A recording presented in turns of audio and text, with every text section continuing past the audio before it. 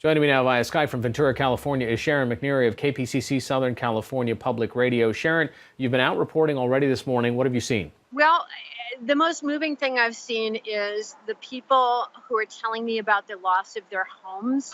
And these are people from every income level. I mean, people who had luxurious cabins up in the woods to people who had, very modest homes down in the flats. And what's more, it's still unclear from the authorities exactly how many dwellings have burned.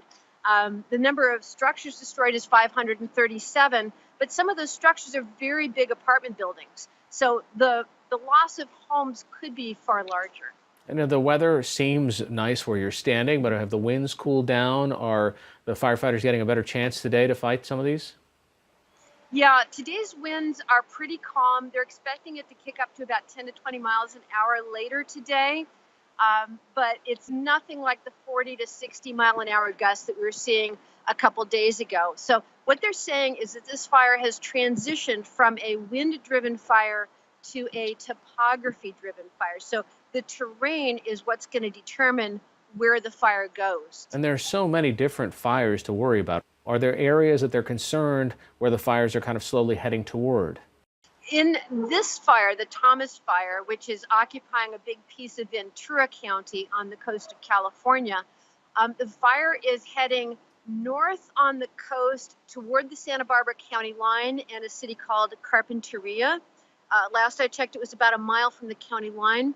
And then you kind of a big horseshoe shape that goes around Ojai. So many homes in Ojai were saved. But then north of Ojai and extending again to the west into a wilderness area, that fire is running along the south slope of some mountains. It's also heading north into the Sespe Wilderness area and a potential condor sanctuary, the condor being the state bird of California.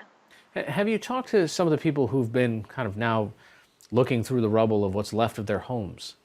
One woman I talked to, her husband had done an enormous amount of woodwork on this cabin that they lived in, and she thought they had a well-protected house with fireproof shingles and all the protections, good brush clearance. And of course the firestorm that came through Monday night was so strong, just a wall of flames, wind whip. There was no chance of saving it. And so she's gone back, and it's heartbreaking.